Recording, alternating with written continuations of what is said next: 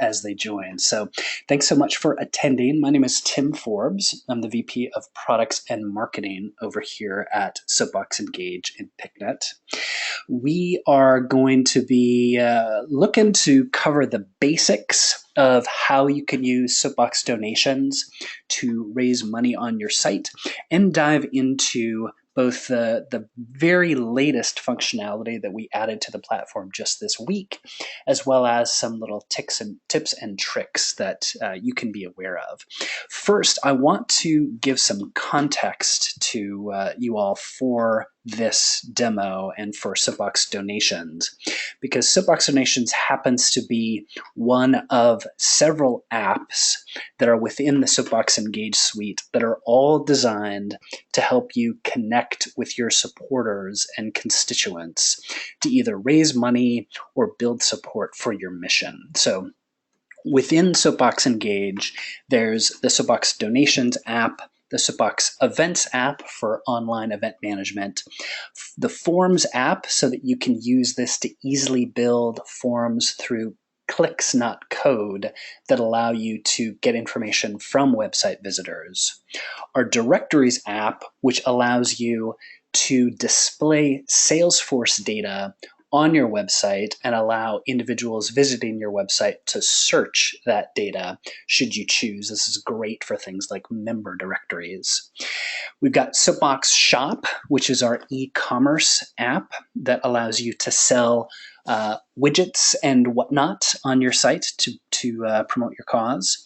We've got our Soapbox Petitions app, which is an online advocacy tool that allows folks to sign your petition in support of whatever cause you're seeking support for. And our latest app is the Soapbox Actions app. This is the second of our two online advocacy tools. So along with Petitions, Actions allows you to roll out online advocacy efforts. The difference between Petitions and Actions is that Actions will send emails or messages to the targets that you specify. So you can rally folks to write their US congressperson, their state congresspeople, or custom targets. And you can zero in on making sure that individuals that are completing a given action are constituents of, say, a given U.S. representative that you're looking to influence. So that is our very latest app, and that completes the 7 apps now that we have within Soapbox Engage, of which donations is one. Overlaid on top of that, we also have something that we call user integration. This is a functionality that expands each and every one of these apps to do some cool things that can't be done without it. What user integration allows for is for folks to come to your website, create logins, and then access either members-only content or other content that you restrict just to them and their logged-in user. And those logged-in users can integrate with a contact in Salesforce to allow for all sorts of cool stuff, whether it be full member application processes, grant applications, any number of specialized business processes that you might want to have on your website. In addition to all those, we also have Soapbox Mailer, which is a mass email tool that is native to Salesforce. We're going to set all that aside, though, and just focus on Soapbox donations for the next now 40 minutes or so. Within Soapbox donations, you're able to do a lot in the way of fundraising for your organization. And just some examples of what different organizations are using the Soapbox donations tool for. We see World Bicycle Relief here that is using it to collect payments. You'll notice on their form that they're using our functionality that allows them to set predefined amounts and add in custom text that gives some context for those predefined amounts. We'll get into how you can do that as part of the training. They're also allowing both one-time or monthly payments, and we'll touch on how to do that. If we go to another example here, we've got Southern Foodways Alliance. They're a membership organization, and therefore they're using Soapbox donations to collect member dues payments. They're making heavy use of the custom question functionality that we have, and we'll touch on that, as well as allowing for just one-time payments that correspond with, as you might imagine, specific member dues amounts. So unlike the World Bicycle Relief example that we saw a moment ago, they don't allow people to have a custom amount that they identify because they don't want people making up their own amounts for their member dues.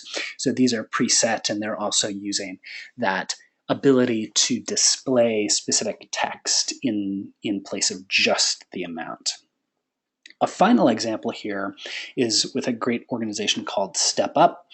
They are using not just the custom question functionality that we see, the ability to designate a gift as anonymous for those who are making that gift, the one-time and monthly amounts, but they also have both the ability to dedicate this gift in honor of someone and the ability for an individual to select that what is in their parlance here a location that they want to designate this gift to be associated with.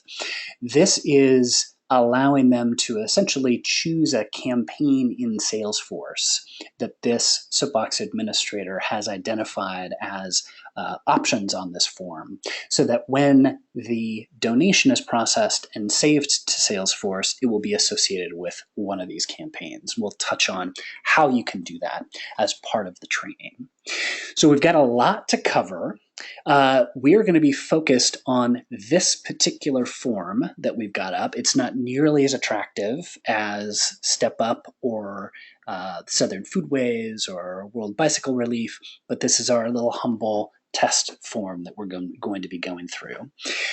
One thing that we want to note as part of this training is that Soapbox Donations is an app that's available for both Soapbox Engage clients that are using just those apps that we identified for donations, events, forms, directories, etc., and not using it to power their entire websites. We do have folks that are using it as part of their entire web presence, and they're using Soapbox CMS, of which donations is an option. So throughout the training, we'll be noting where there is a difference in how you do certain things within each of those different setups. The distinction will be minor because really it comes down to how you can access a given donation form in the administrator once you've created it, how you initially create it, and then most significantly, how you customize the menu item or URL that's used on the front end to access that donation form. So we'll go ahead and jump right into some of the details. As a housekeeping note, when we roll through these various elements of the training, you may in fact have questions that come up that you'd love to get answered. What I'd ask you to do is to use that little GoToMeeting window and the chat panel in that GoToMeeting window and ask your question there. My colleague Marisa, who's on our professional services team, she'll be monitoring those questions, queuing them up for me to respond to. If not in the course of this training, at the end, we'll attempt to respond to as many as we can. So if you'd be so kind to do that, should questions arise, feel free to make use of that. So diving in. Once again, we're going to be focusing on this particular donation form.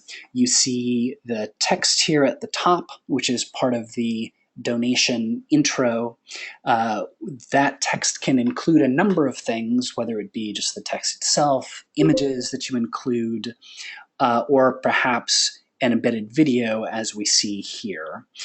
You'll notice that we've got the contact information form. As you've seen, we've got some custom questions of which you probably are not going to be asking yourselves, but they serve as demo questions here. We've got the ability to designate the gift as anonymous, to sign up for an email newsletter, and then the gift details themselves along with the designation of which campaign in Salesforce they should be associated with.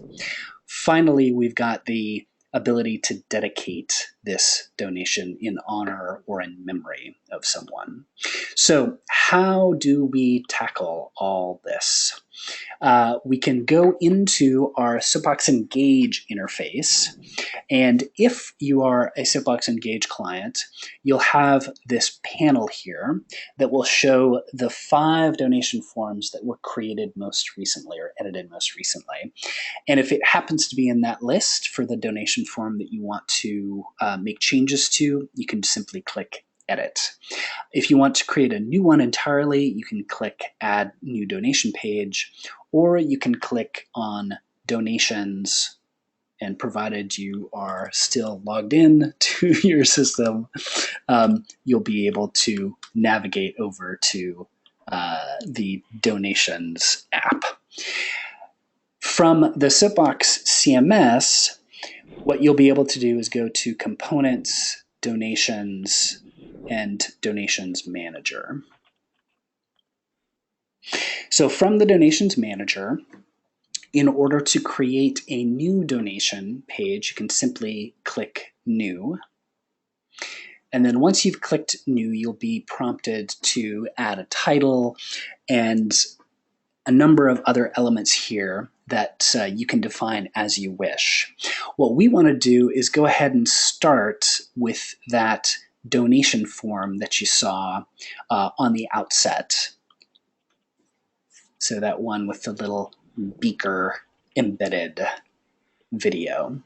So if we open up this form, you'll see a number of things off the top. One is that we've got the ability to customize the title.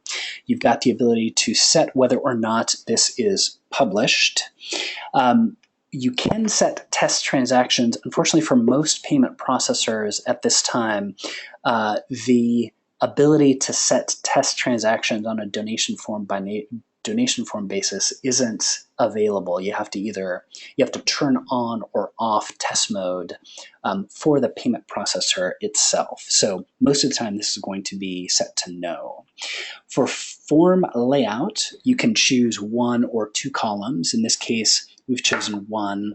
If you choose 2, what that will do is separate the contact information and donation amount selection on the left, and then the payment information on the right, as we see here with World Bicycle Relief's form. Further down, we've got the page intro section where you can define the text of the appeal, as well as include other elements like that embedded video. Basically, anything that you wish to use within the WYSIWYG editor, what you see is what you get, is fair game for a donation form. We also have the ability to tack on a page outro. This is helpful if you want to basically have any small print, fine print that you want to associate with anyone submitting this donation form. If we scroll back up to the top, we'll see one of the first optional fields that you can show or hide. That's the newsletter sign up field. This will present a checkbox, as we've seen on the front end, that allows someone to tick off whether or not they want to be included in your email communications that you have. You can select it by default if you wish. As a way of explanation, what this does is it will save this information to Soapbox, and we'll show in a moment how you can extract the information from Soapbox for not just this field, but any transaction field. And it will save this information to Salesforce. So if you have Salesforce, and if you have Salesforce integration enabled for a given form, what happens once somebody makes a donation is a lead record will be created in Salesforce, and then our Soapbox for Salesforce packages will attempt to auto-convert that to a contact, an account, and an opportunity. This newsletter sign-up designation will save as a field to Salesforce on the lead record. And then from there, you're able to build whatever processes you'll need on the Salesforce side to fit that bit of information into however you manage your email lists. We've intentionally kept it pretty straightforward with saving this as a value to the lead record because we know folks manage their email lists in any number of ways. But this is a way that you can enable that. For more information, you can check out our knowledge base, which has some good information on how you can construct a way of capturing this data and moving it to where you need it to go in Salesforce. If we look here further down, we've got this Customize Headings and Labels button. If we click that, you'll notice that it expands. And this is a common theme throughout not just our Soapbox Donations app, but really the entire Soapbox Engage suite of apps. That what we attempt to do is show you the basic information that you need to customize for your donation form. And then for the more advanced stuff or the more arcane elements that you might want to change, but the bulk of folks won't, we tuck those away in these Customize Headings and Labels sliders.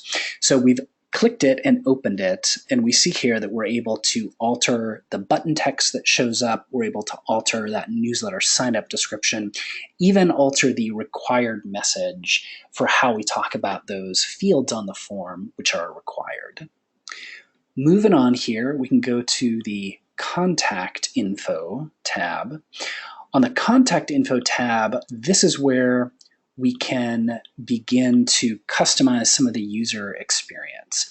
So for the contact fields, first name, last name, email address, those are always going to be displayed and required. Beyond that, you can turn on or off the ability to get someone's phone number. You can require that. Same with organization.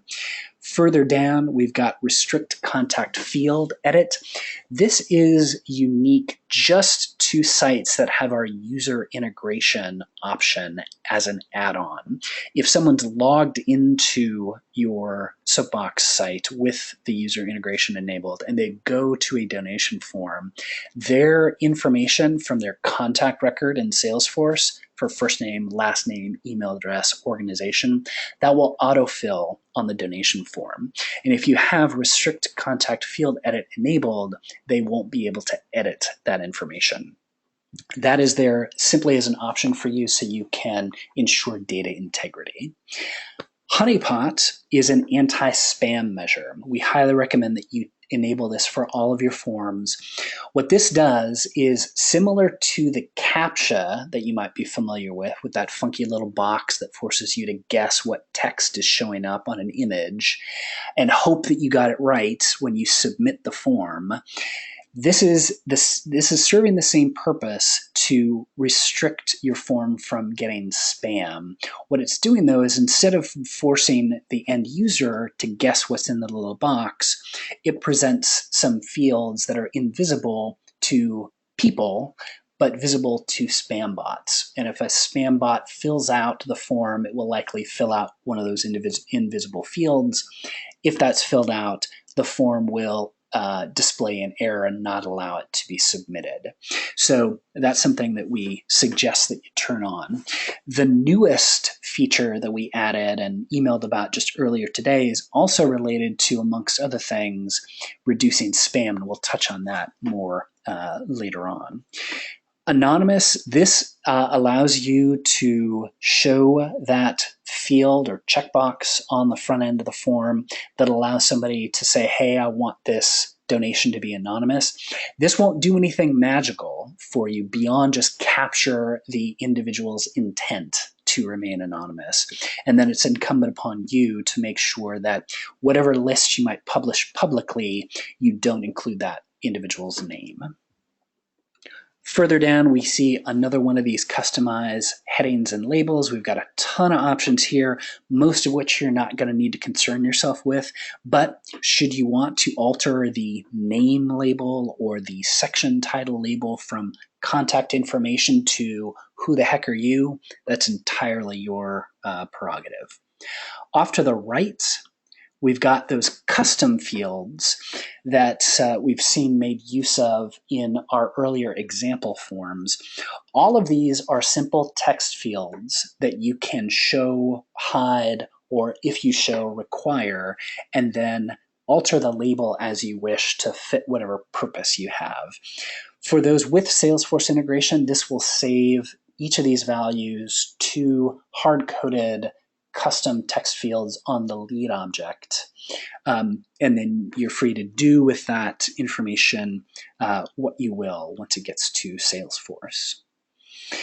On the payment tab, this is where the magic happens that actually gets to the purpose of what donations is all about. Here's where you can define what folks are able to choose in the way of payment amount.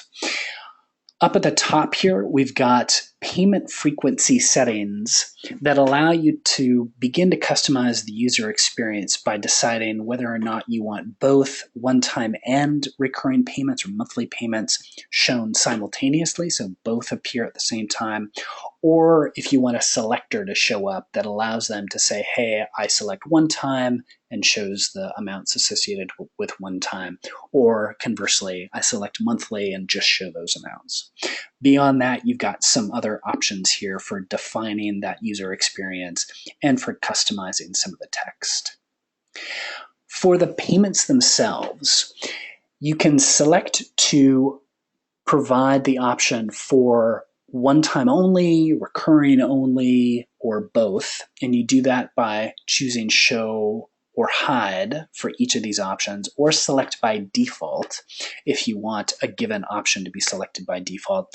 This is a great way to encourage folks to give you money on a recurring basis. If you've got, say, the form set up to show whichever option is selected initially by a would-be donor, and you set that to having recurring payment selected by default, then those options will show up automatically, and it will be the end user that will need to choose one time if they want to do just one time. For the payment amounts, you're able to identify those values that you want to show as available, and beyond just the initial amount, you can include semicolon, and then after the semicolon, put whatever text you wish to show up to that front-end user. So when we look at our example form and we see these amounts for a single gift, the reason why this text is showing up this way is because that's what's appearing after the semicolon. Now, obviously, if you choose to do this, as opposed to just put in the amount, as we see here down at the bottom with recurring amounts, you'll want to make sure, obviously, that you include the amount in that custom text so people know what you're asking them to donate. But beyond that, you can really use this for whatever purpose you wish in terms of either giving context for a given donation amount, or choosing, like many membership organizations do, to identify the given member level. You can remove any options that you have already just by clicking remove. You can click add payment amount to add a new payment amount, and you're set. Amount orientation, this defines whether or not those radio options are stacked vertically or spread out horizontally. And then you can choose whether or not a custom amount field is available. We do have a relatively new option that was added just in the last couple weeks that allows you to set this to read only. This is helpful for instances where you might choose to have URLs that maybe you email out to your email list that have included in those URLs a given amount that will pre-populate the form when someone clicks on that URL to go to your donation page. You can include a variable that will set this to, say, $50 or $150 for the one-time custom amount field. That is part of the new product enhancement that then you can take a step further to say, not only do I want to auto-populate that field, I want to make that read-only. And in cases where that's going to be most effective, you can eliminate all of these other options. So you have no predefined amounts, you don't show recurring payments, you only have the custom amount field that is expecting to have a value auto-populated from a URL. And that can give you a lot of flexibility in using donations for specific purposes that you're working with your email list to produce, whether it's, hey, we need you to pay your member dues payment, and you autofill that for a given individual on a customized basis as part of your email campaign. There's a number of different options that you can exercise with that new functionality. If you're curious to learn more about that, we've got knowledge base articles that you can check out at support.picnet.net. Moving further down, we've got the dedication fields. Here's where you can turn on or off just a host of these different fields. You can also choose to customize the headings and labels on these various fields. One thing to note is you can allow folks to identify a notification email or notification mailing address, basically to let you know how you can contact the person who's being honored.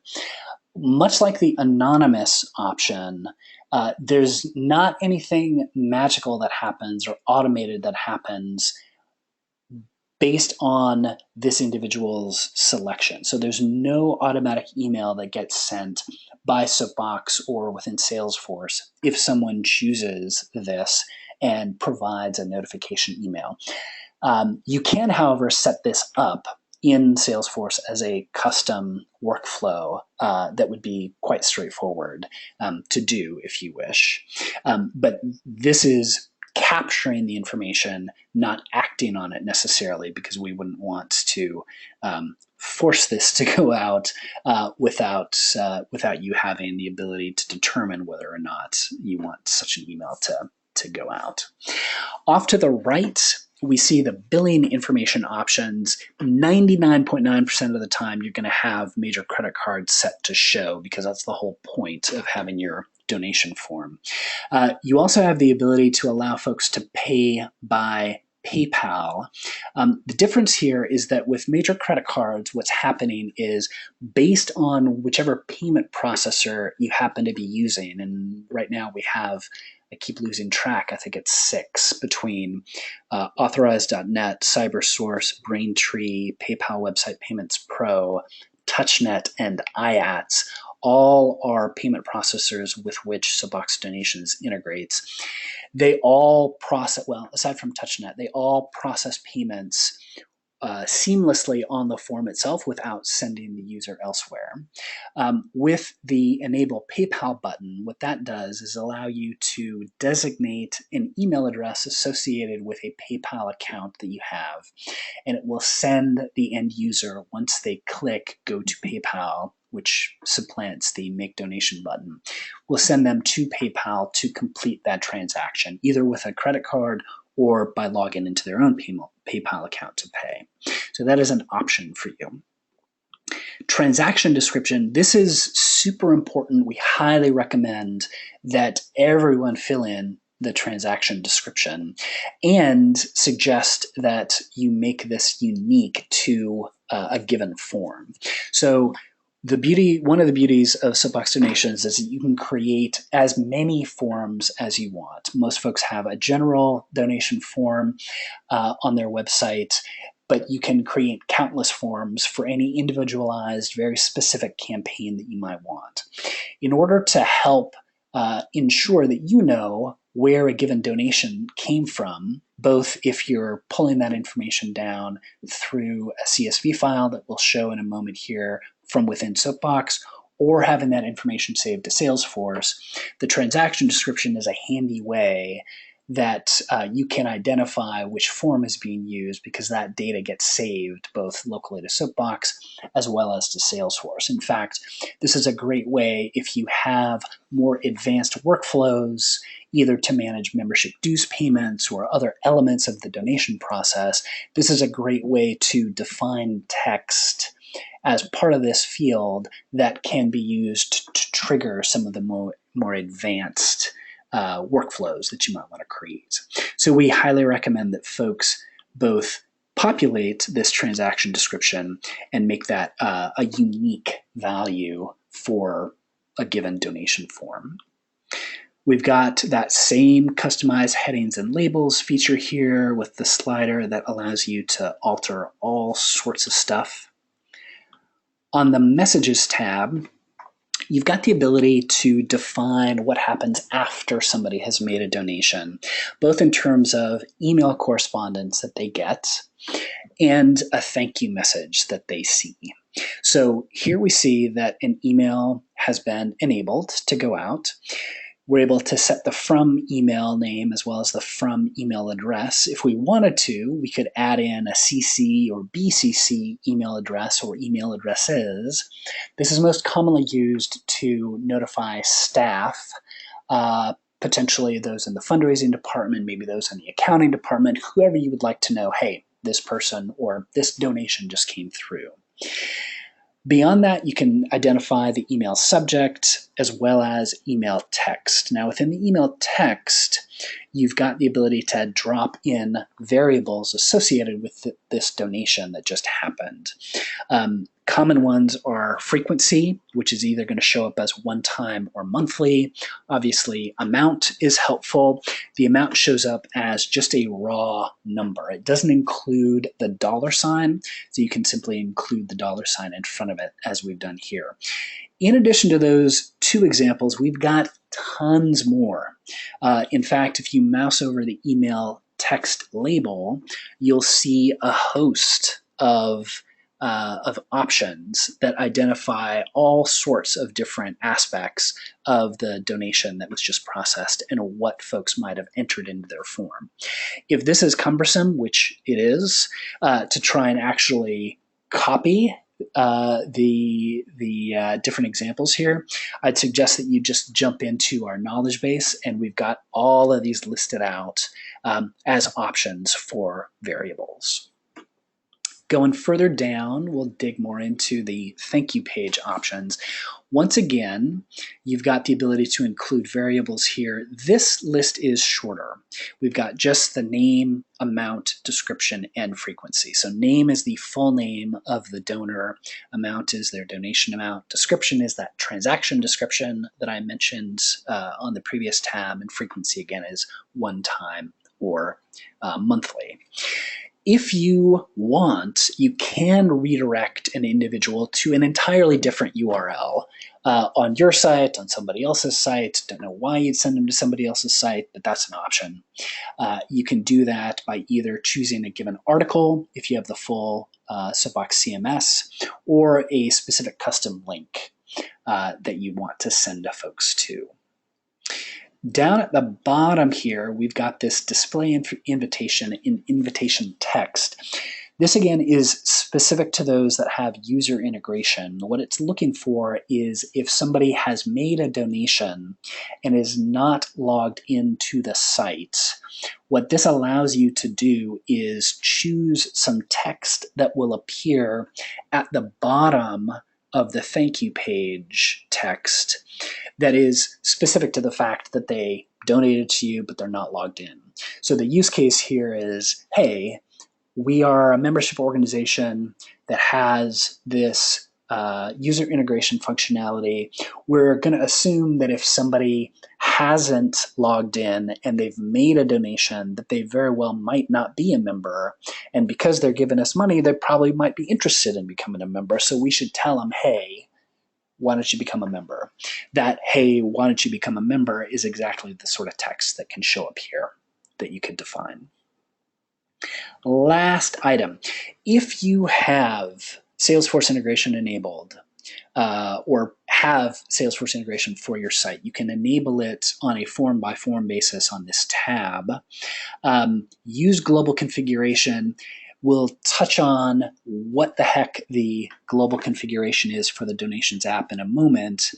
Generally, you'll want to just keep it as that, but you can turn on or off integration a la carte on a form-by-form basis. Donor chosen campaign and donor chosen campaign label.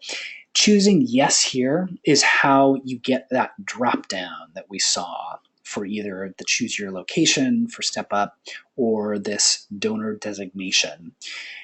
If you've selected that and then you choose select for the campaign pop-up, what this is doing is pulling a list of all campaigns in your Salesforce instance that are marked active.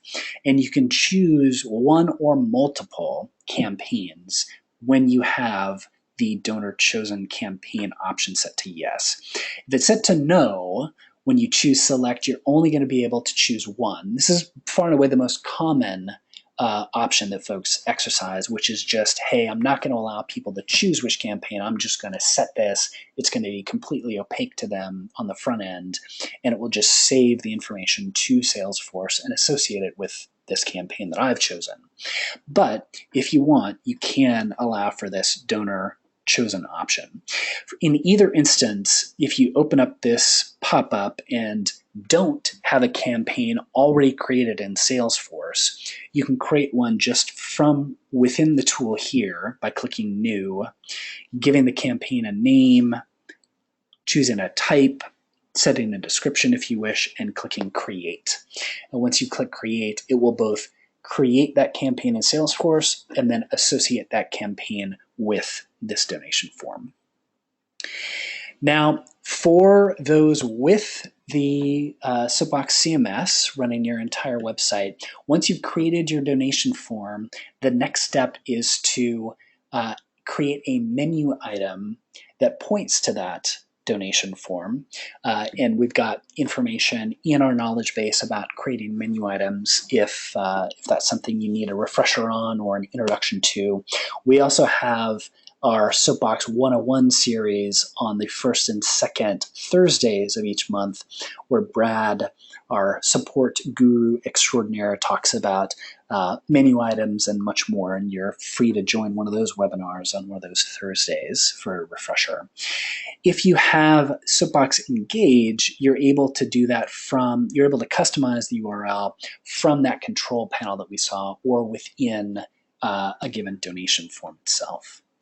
Now, beyond the donation manager, other important elements to point out with Soapbox Donations is that Soapbox Donations allows you to review the transactions that have been made on the site. You can search this list, you can sort this list, and perhaps most helpfully, you can export this list as a CSV if you want to review this data or potentially import it into some other entirely different system if you wish. From this view, what you're able to see is the transaction ID that comes through for a given transaction if it's one time. The subscription ID gets filled in if it is a recurring payment, or both might be filled in depending on which payment processor you have for a recurring gift. If you have Salesforce enabled, and if a lead record was successfully created as part of the process, then you will have this lead record ID noted to the right. If you want, you can always grab this value, copy it, log into your Salesforce instance, and then append this to the end of your URL, the main domain for Salesforce, and that will pull up this lead record if you want to take a look at it. We see the donation form that was used to make each donation. You can click this hyperlink to view the edit view of this form if you wish, and then that transaction description that I keep mentioning is listed here. If you have a donation that was made, and because of a temporary lack of connection between Salesforce. If Salesforce is unavailable for some reason at that particular moment, what you might see here is a create lead button that allows you to click it and then push that, that lead record again to Salesforce in those instances. Last thing that we're going to cover here in the administrator is our configuration tab. Here's where we see the latest addition to Soapbox donations, which is the minimum value. Here's where you can set a value of, let's say, $5. You just put in the raw number. You don't need the dollar sign. And what this does is enforces this minimum across each and every donation form that you have set up. If somebody attempts to make a donation that is less than this amount, the form won't let it process. It'll just slowly scroll up to the top and say something to the effect of the amount that you've selected is less than the minimum that's allowed. Please try again. For additional items here, you can set some defaults across the entire donation app for transaction description, the various other elements that you see here, the messages that go out, and whether or not Salesforce integration is turned on. So here's where you can make sure that it's enabled by default, and then all of those other forms that you've got can have use global configuration set to their Salesforce integration. One final thing that I want to share is Soapbox donations, in addition to each and every other Soapbox Engage app, is interested in not only giving you the tools to process these interactions with clients or with constituents and supporters, like fundraising or signing up for an event or whatnot. We also want to give you the tools that you can tell from a marketing standpoint whether or not the messaging that you're sending out is working and which messages that you're sending out are working. So for purposes of, let's say, a social media push, if you've got a year-end campaign that you're trying to direct people to this given donation form, and you're pushing out messages over your email list and Facebook and Twitter and other channels, what Soapbox Engage allows you to do is use what are called UTM codes. And again, this is going to be something that you can dive into more in the knowledge base. But UTM codes are elements that Google Analytics uses to capture a campaign, a source, a medium. Those three UTM parameters all work with Soapbox Engage. So if somebody comes to your donation page from a URL that contains UTM campaign, UTM source, or UTM medium, those are captured within the form, and if they submit a donation, those values will be saved to Salesforce, so that from within Salesforce, you're able to examine those values and see what marketing channels have been most effective. So if you have unique values for a given campaign that designate a URL as coming from a Twitter post or a Facebook post or an email, those values can help you determine which of those channels are most effective, and therefore where can you put your limited energy, as we all have limited time and energy, into making a more effective campaign. That is the conclusion of our donations training. We are right at 1:45. We promised that this would be a 45-minute training. For those who need to hop off, feel free to do so. If anyone has any questions that you might want to toss out in the chat, feel free to do so now. We'll wait a couple beats to see if anyone has any. And if not, we can send you on your way.